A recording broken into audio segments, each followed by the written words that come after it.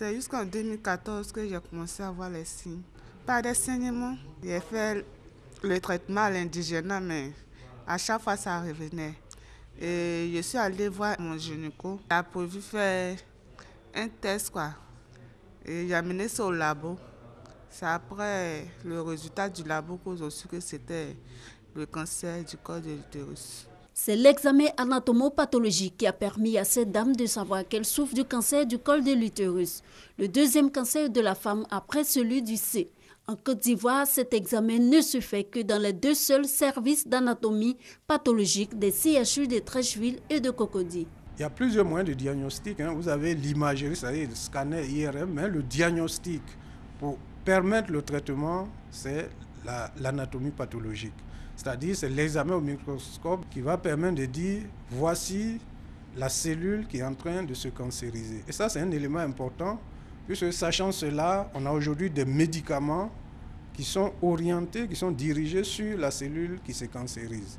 Mais c'est nous qui disons voici la cellule qui se cancérise. Aujourd'hui, pour améliorer la prise en charge des cancers, le professeur Isidore Mouenou Diomandé, à la tête de la Société ivoirienne de pathologie, reçoit ses pairs anglophones et francophones. Ils sont membres de l'Académie internationale de pathologie. Cette 10e conférence scientifique annuelle, une première dans un pays francophone, la Côte d'Ivoire.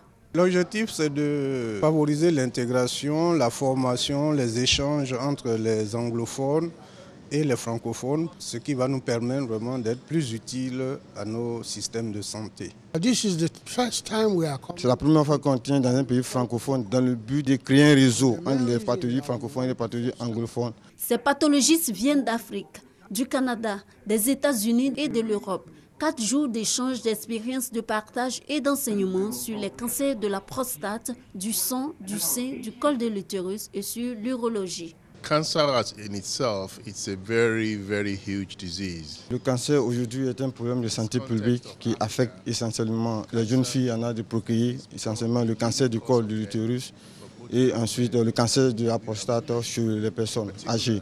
Ceux qui s'occupent du cancer en Afrique ne sont pas organisés, donc il faut d'abord venir créer une collaboration entre les pathologistes, créer des centres de traitement pour pouvoir prendre en charge ces personnes qui ont été diagnostiquées. On a eu la participation d'un pathologiste canadien qui nous a instruit sur les nouvelles données du Gleason, c'est-à-dire la classification des cancers. Ce sont des connaissances qui sont actualisées et pour la prise en charge des cancers. Ça nous permet de faire un bon diagnostic. Le cancer peut apparaître à tout âge.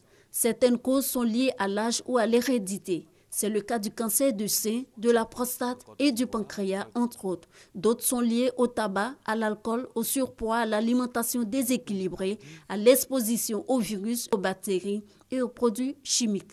Selon l'OMS, en 2012, 14 millions de nouveaux cas de cancer ont été enregistrés, dont plus de 8 millions de décès dans le monde.